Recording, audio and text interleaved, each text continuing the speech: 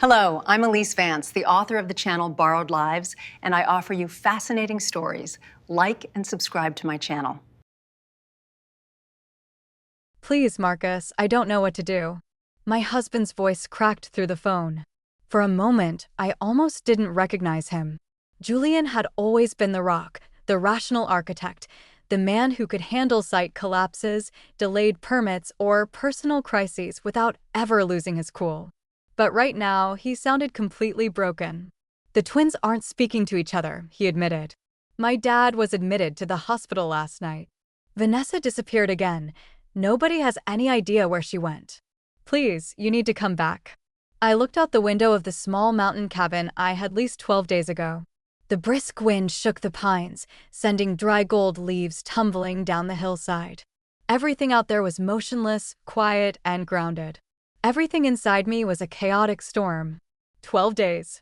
That was all it took. 12 days for the foundation I had meticulously built over 2 decades to start crumbling without me. I closed my eyes. Marcus. I didn't say a word because my mind was still trapped on the single email that had started this entire nightmare. The message that stripped away all my illusions and showed me exactly what my status was in that house. My name is Marcus Vance. I am 54 years old, a landscape designer by trade. For 16 years, I have been married to Julian. When our paths first crossed, he was a single father struggling to keep his head above water. His ex-wife, Vanessa, hadn't passed away. She hadn't fallen ill. She had simply decided one day that the routine of domestic life and raising children was suffocating her artistic ambitions. She packed 2 bags, left behind a 5-year-old boy named Leo and a 6-year-old girl named Chloe, and walked out without looking back. I stepped into their world 2 years later. I never demanded to be called their father. I knew better than to force a title. I simply fell in love with a man who was drowning in grief and 2 young children who desperately needed structure, warmth, and consistency. Over the years, I became the one who packed school lunches, the one who spent late nights helping with geometry and history projects, the one who drove them to urgent care at 2 in the morning, the one who sat in the front row at every piano recital and track meet, and the one who paid for private tutoring and summer camps. I was the person who showed up every single day without fail. For 16 years, I believed that was enough. I didn't care about public accolades. I didn't need grand declarations of gratitude. Love wasn't a business transaction, or at least, that's the philosophy I lived by. Then came the invitation for the annual summer family reunion at the coastal estate. The phone rang on a humid Tuesday afternoon. I was in my studio sketching garden blueprints when my father-in-law, Arthur, called. "Hello, Marcus," he said. There was something stiff about his tone, an unusual distance that immediately raised my guard. "Hi, Arthur. How are you?" He cleared his throat nervously. "I'm calling to let you know that the entire family will be gathering at the beach house for the anniversary party this year." I smiled, trying to brush off the strange tension. "That sounds wonderful. I can start making travel arrangements." There was a heavy, suffocating silence on the line. "Marcus," Arthur said softly. My smile dissolved. "Yes, this year, we feel it should just be the immediate, biological family." I froze, holding the pencil tightly against the drafting paper. "I'm sorry? What do you mean?" Another pause, colder this time. Then came the words that shattered everything. "Vanessa is coming." I blinked, staring at the blueprints on my desk.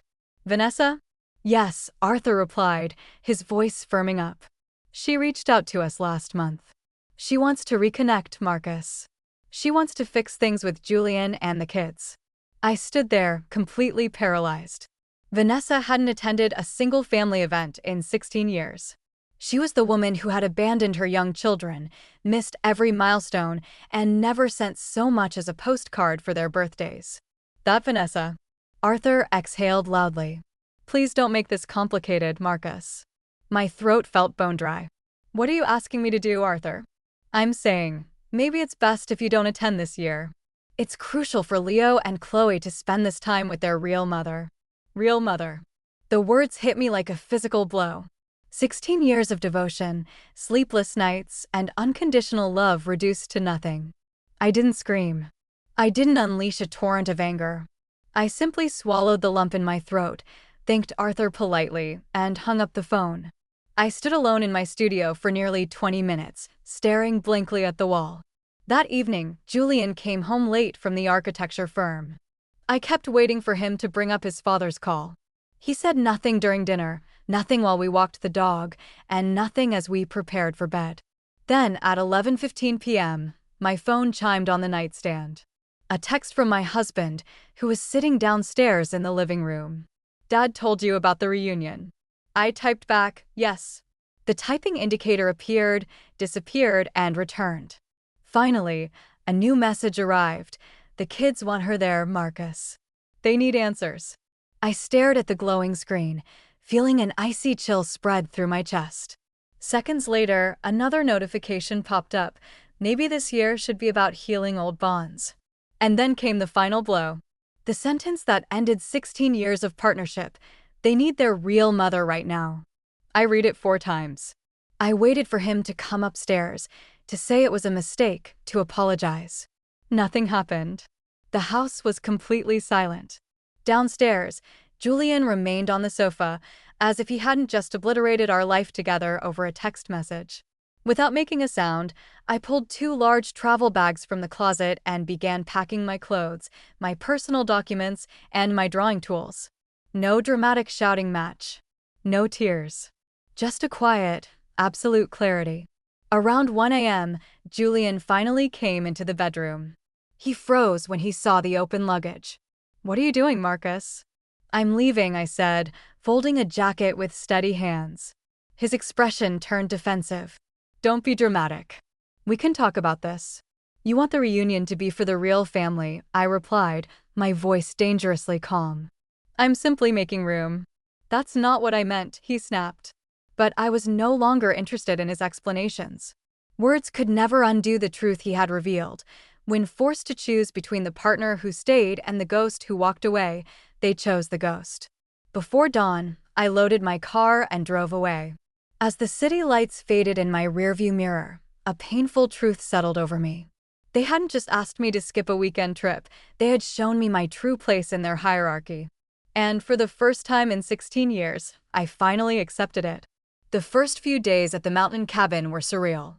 For 2 decades, my life had operated on a relentless routine: client calls, site inspections, family dinners, managing house maintenance, paying bills, and organizing everyone's life. Now, there was only silence.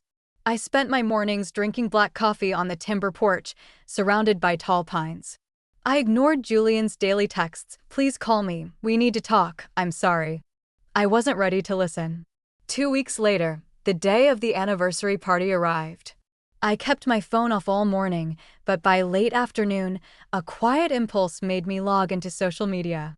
The first post was from Chloe. A photo album titled "Reunited." There they were, gathered on the sunlit terrace of the beach house. Everyone was smiling, holding glasses of wine. And sitting in the center seat, the place where I had sat at every family gathering for 16 years, was Vanessa. She looked almost identical to the old photos Julian kept hidden in the attic. A bit more worn around the eyes, perhaps, but undeniably Vanessa. The woman who had abandoned her infant children without a second thought was now positioned like the guest of honor, surrounded by attentive faces, as though her long absence was merely a brief vacation. I scrolled further down. More photos, more laughter. But one detail caught my attention and made my chest tighten. Around Chloe's neck hung a silver pendant, a custom vintage piece I had spent months hunting down for her college graduation. She used to cherish it, wearing it to every major event. Now, in one of the photos, that very same pendant was clasped around Vanessa's neck. It wasn't just a piece of jewelry. It was a symbolic transfer of devotion, a quiet erasing of my presence. I closed my laptop and stepped outside into the cold mountain air, trying to suppress the hollow ache rising in my chest. The following morning, I received an unexpected batch of photos via message from my youngest nephew, Toby. He had accidentally added me to a group chat created for the event. Among the dozens of candid snapshots was a high-resolution portrait of Arthur standing beside Vanessa, raising a glass to the guests. Underneath, Arthur had written a brief caption for those who couldn't attend: Introducing the kid's mother to the old family friends. Not step-parent. Not the man who raised them. Just a total erasure. 16 years of my life vanished into thin air overnight. The public comments were even worse. So heartwarming to see the true family whole again. Blood always brings people back home. Nobody mentioned the missed birthdays, the emergency room visits, the college tuition, or the endless sacrifices I had made to keep that family grounded. The narrative had been rewritten, and I was completely written out of the script. That night, I opened a wooden trunk I had packed into my trunk before leaving home. Inside were decades of personal keepsakes, handmade Father's Day cards, drawings, report cards, emergency medical records, and family photos. I needed to see them. I needed proof that I hadn't invented the last 16 years out of thin air. I found a crayon drawing 8-year-old Leo had made after I helped him through a severe bout of pneumonia. At the top, in clumsy lettering, it read, "To my real dad, Marcus." I sat on the cabin floor, surrounded by paper evidence of a life dedicated to others, and realized something profound. They hadn't just omitted me from a party. They had attempted to retroactively delete my impact because my presence was an inconvenient reminder of Vanessa's failure. And yet, as the cold mountain wind howled outside, the initial sting began to give way to something else. Not rage, but a quiet, unbreakable resolve. My dignity didn't depend on their validation, and my worth wasn't subject to their approval. The first sign that their perfect illusion was shattering came 5 days later. I was in the local market picking up supplies when my phone started ringing repeatedly. Julian. I let it go to voicemail. 2 minutes later, he called again, followed by 3 missed calls from Chloe. I listened to Julian's message in my car. His voice was no longer composed or distant. It sounded strained, chaotic, and overwhelmed. Marcus, please pick up. Everything is spiraling out of control. I deleted the audio file without responding. For 16 years, I had been the designated problem solver. Financial complications, household emergencies, emotional breakdowns, Marcus always handled it. But this time, I refused to play the hero. 3 days after that, Chloe called directly.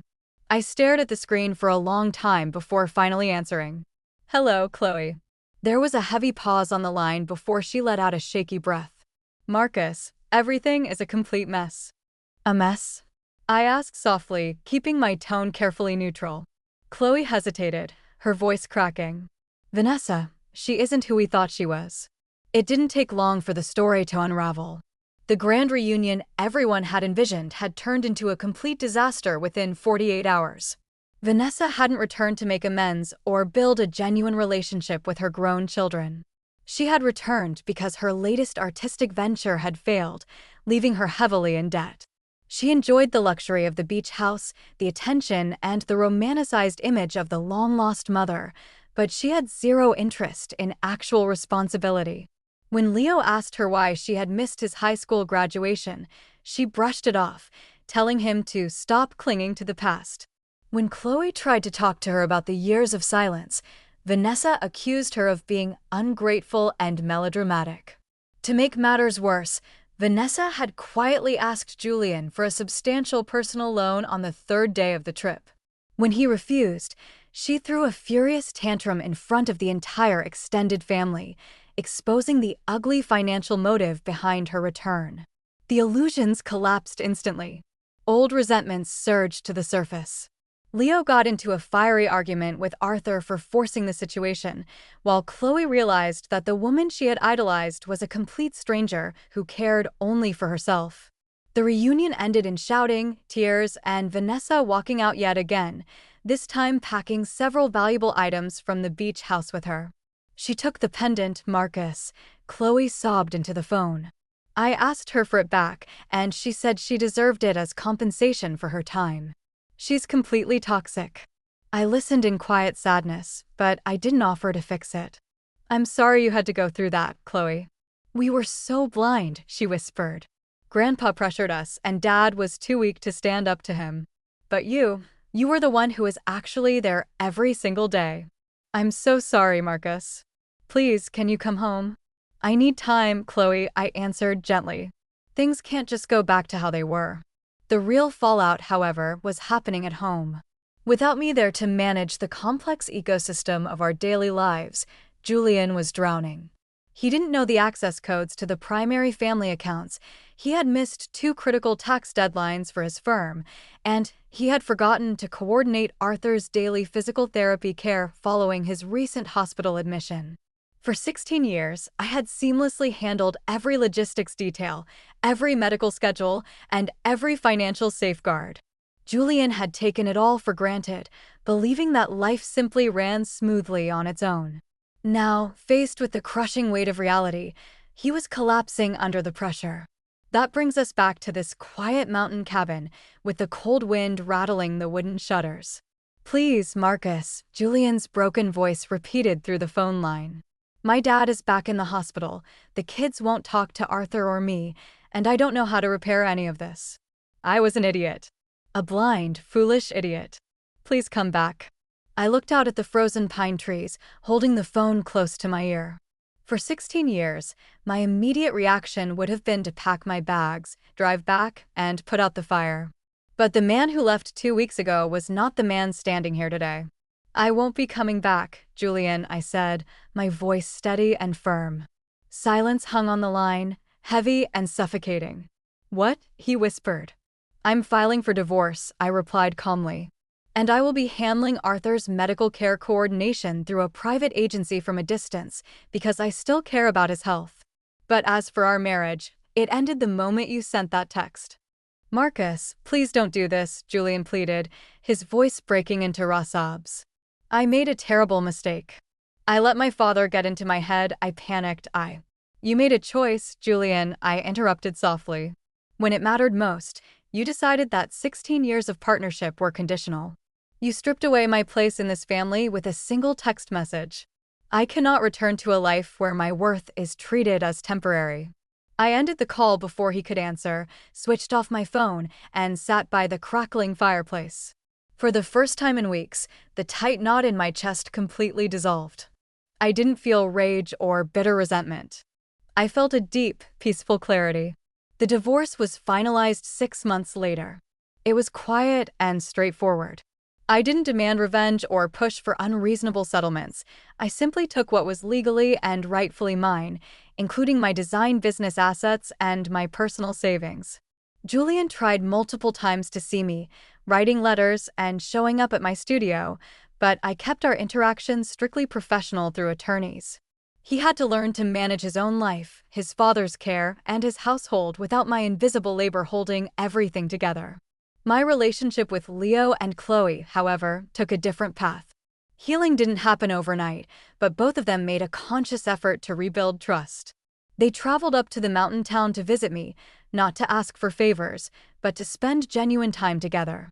One evening, while sitting on the porch, Chloe handed me a small velvet box. Inside was the silver pendant. "Leo and I tracked Vanessa down at her gallery in the city," Chloe explained, looking down at her hands. "We bought it back from her. It never belonged to her, Marcus. It belongs to the person who actually raised us." I looked at the pendant, feeling a quiet warmth spread through my chest. "Thank you, Chloe." A year after I drove away from that house, I officially relocated my landscape architecture practice to the mountain region. I built a life centered around my own creative passion, surrounding myself with people who valued my presence unconditionally. Blood may determine your biology, but devotion, respect, and presence define your true family. The greatest act of self-respect isn't seeking revenge against those who took you for granted. It's having the courage to step away from a table where you aren't valued and building a better one of your own.